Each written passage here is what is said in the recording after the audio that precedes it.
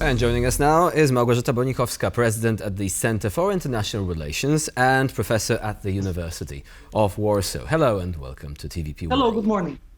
So do you think that we are in the right position when it comes to the international community as regards the conflict in Ukraine and dealing with Russian aggression, with both the G7 summit but also the upcoming peace summit in Switzerland and the NATO summit in Washington? Do you think the momentum is actually taking us in the right direction right now? Well, definitely something has to be done because 2 years of war, it's a very long time for Ukraine, but also for the Western coalition. And the future is unknown also because of the American elections. We've just done European election, which stabilizes the situation on our side. But November, we are heading into November and we don't know who will be elected. So I think the coalition, the Western coalition, is determined to help more Ukraine to dig into this problem and to finally make some moves which will make Russia's situation difficult. It's first of all, of course, the money. So finally, after a very long time and many discussions, the decisions about the Russian assets is really important. We are talking about 300 billion euros, and we have to know that just the pending money for Ukraine was always an issue. And Ukraine was always saying that Russia should pay for damage done. Don't forget, all day, every day, Russia bombards Ukraine. And the strategic infrastructure, such as energy infrastructure, electric plants, roads, connectivity in Ukraine, it's a very big issue right now. So I think for Ukrainians, just a signal that these assets, the profits over these frozen assets will be directly transferred to Ukraine finally, it's a very important help. That's one side. Second is, of course, enlarging other sanctions towards Russia, because we see that sanctions work. We just can quote the recent announcement about the Gazprom performance, and we can see that Russia is hit by the fact that it can't sell oil and gas to Europe at the level that it used to be before the war. So I guess all this put together makes the Western coalition determined to do enough to Ukraine to help the country to break this kind of stagnant situation at the front line and head towards somehow negotiations to push the war into its end.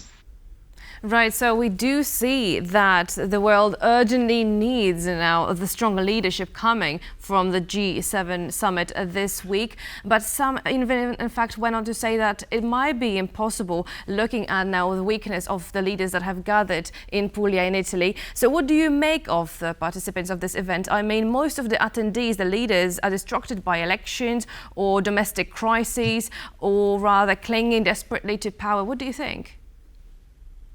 Well, I think, first of all, that it's always better to meet after the elections than before, because at least we know what's happening on the European side.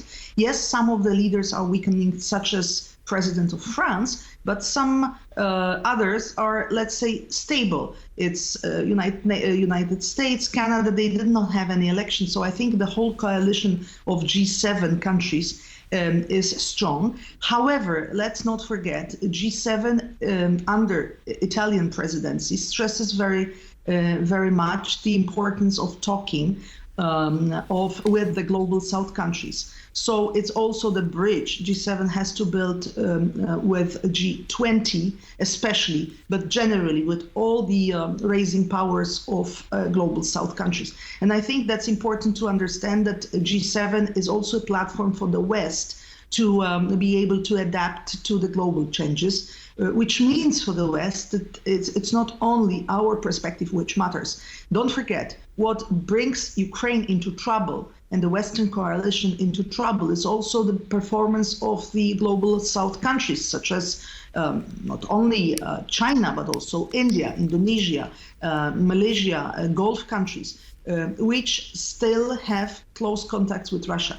Russia, of course, remains a very important country in the globe. It's still the largest country on Earth by territory, and for many, it's a very important point of reference, and also even a partner. So this means for G7 that we have to have an understanding that it's not only among us the decision, it's not only among the 7 leading Western countries, but it's also a dialogue of G7 group with the others, and the ability to convince the others to be on our side and to help us also to finish off this war on the terms and conditions which we see which are right. So we are very much stressing the Ukrainian position in these talks, not only the Russian propaganda, which is quite strong on the global south. And you've mentioned a very interesting point here, because when considering the position of the global south and the way we want to reach out to these countries, could this be one of the reasons why we've essentially chosen a fairly safe option when it comes to Russian assets, i.e. not confiscating them, but providing loans secured against the interest accrued on these assets? Is that a signal to the global south that, look, this situation is extraordinary, however, your funds, your money, which you might be putting into our financial systems, it's still safe. We're not actually, completely reorganizing the system for this purpose? Well, indeed. I mean, even such an extraordinary situation like this one cannot lead us into compromising our own values. And as far as that, it's a very complicated process to analyze which money, whose money, what precisely means to take just directly these assets and give it to Ukraine. It's an arbitrary, it would be arbitrary decision. So it's much better to have these assets frozen and wait until the end of the conflict, and also maybe until the decision of the international court what to do and how to make reparations, how to decide about reparations. Russia should finally pay to Ukraine for the damages, but this needs a procedure, and the procedure could be very long, while in the same time Ukraine needs help right now. So we are talking about billions of euros, of dollars. So the decision that we can make these assets frozen and use the profits over this money, it's a, let's say, financial accountancy exercise, and it's very much feasible, and it's not very difficult to make.